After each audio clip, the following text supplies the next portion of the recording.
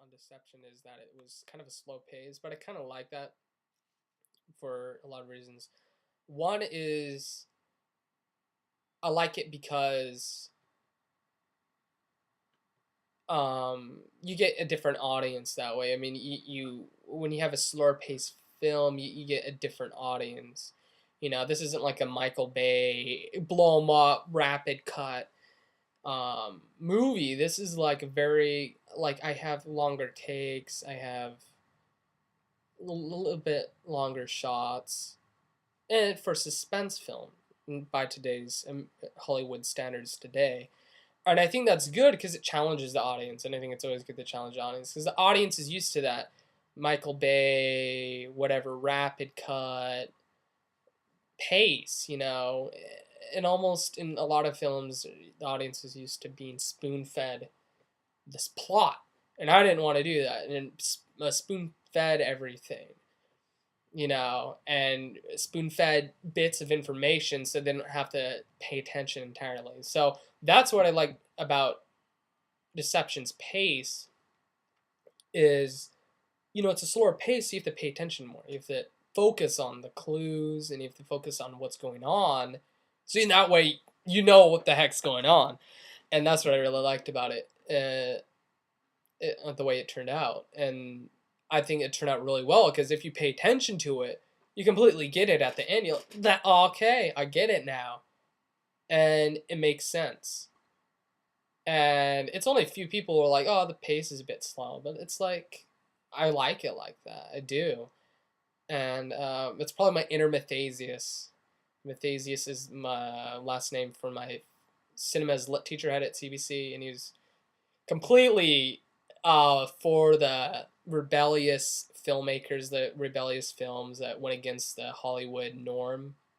And that was basically the cinemas lit, as we watch all these movies that went against the CHN, which is the contemporary Hollywood narrative or classical Hollywood narrative, which is the average movies you go and see in the theater. That's a CHN.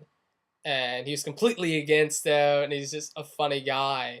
So after taking the class, I was a bit more rebellious. I'm like, yeah, I think I'm gonna go with the slower pace. I'm gonna go with this and that, and be a bit more rebellious, challenge the audience more. And yeah, I think that's very smart because that way you don't limit yourself. You're not like, well, I want to be just like this director. You're like, oh no, you know, I want to do things different. I have my own style. I want to challenge them here, you know, and I think that's good. But then again, you have to keep in mind to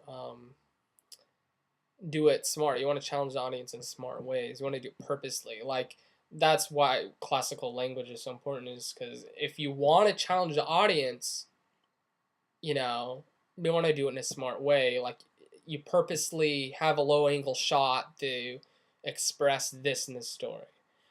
Um, Whereas if you do it accidentally, it'll come off the wrong way. If you do a low angle shot, the character you're shooting or whatever will come off dominant, like he's a superior guy. Whereas if you do a high angle shot, it'll come up the opposite, like inferior. So if you do that accidentally, you don't know what the frick you're doing. And you're like, oh, I'm just being rebellious. It won't work as well. But if you know how to shoot, like they shoot in Hollywood films and how to shoot properly so it looks professional. And then you go and rebel. It becomes literate decisions. You're like, okay, I'm going to be rebellious and shoot here purposely for this reason, and which will lead in, you know, work with my mise en scène in the film, and which will express this and that. And then you know, then it makes more sense. The audience is like, ooh, I get it. Whereas if you're just shooting random stuff, going handy cam or something, the audience is gonna be like, you don't know what the hell you're doing, and they'll pick up on it. They're like, you have no idea what you're doing, and you're like, yeah, I do. That'll be really funny. And then they'll laugh at you and you'll cry. That'll be really funny.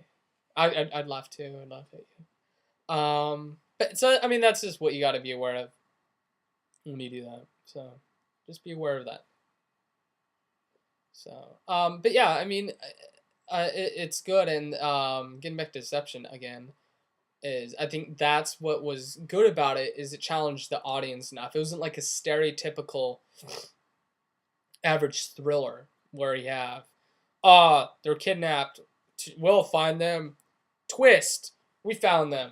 I mean, I did things differently. Like, there's a lot of similar elements. Like, I guess it's a lot similar to Scream because of the phone call scene in the beginning. I never seen Scream, so I wouldn't know. But what really inspired me for Deception is watching Psycho. And that's why I kind of shot it and edited it the way I did, with the murder scene and stuff. But I like doing that. I like going with this older pace because if you watch films that were shot way back when, like like in this even the 80s, the pace is a lot slower.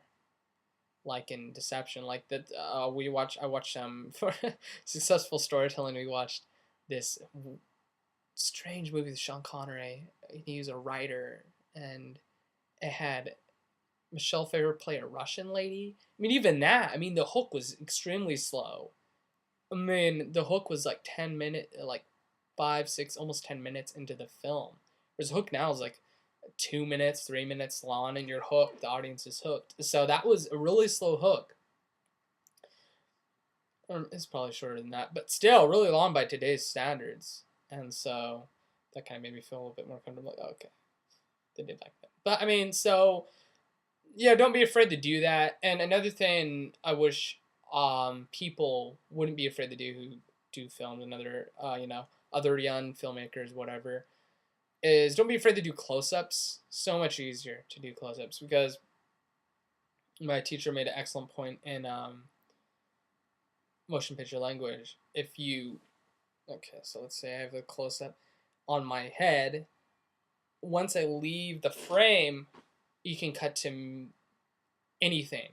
It doesn't break your continuity because he cleared frame, so you can put that person, that character, whatever, anywhere, literally anywhere, and you can't really screw up continuity in close-ups. And I've said that before, but you can. I mean, it's harder to because it's just the area of inclusion. It's smaller, and so I mean, how are you gonna screw it up? I mean, unless it's like clothes or like hair, maybe things in the background. But if you back up and you zoom in, get that focal length, so that way the area inclusion, as my teacher calls it, is tighter, so that way you get a shallow depth of field, then you're not going to notice the background. And that's where you get the fisheye look. If you've ever noticed, if your camera and you put it really close to the actor's face to get a close up, it looks fisheye, and that's because you're zoomed out all the way. You're on wide, and that's what WT wide, and then you have tight. But if you zoom in, what it does is it changes the focal length, so that way you won't have the big nose or whatever. I've already kind of explained it in the Portal video review I did. But that's basically what happens. So if you want cinematic close-ups, that's all you have to do. Even if you have a cheap digital camera, you can...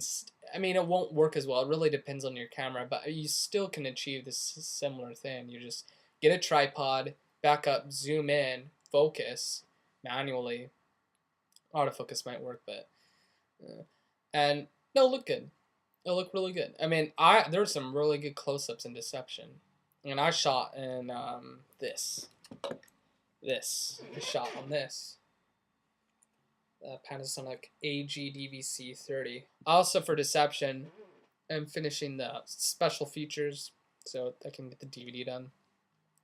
A note, the DVD should be done a couple weeks from now. If you have an idea of what you think would be awesome on the DVD, just let me know.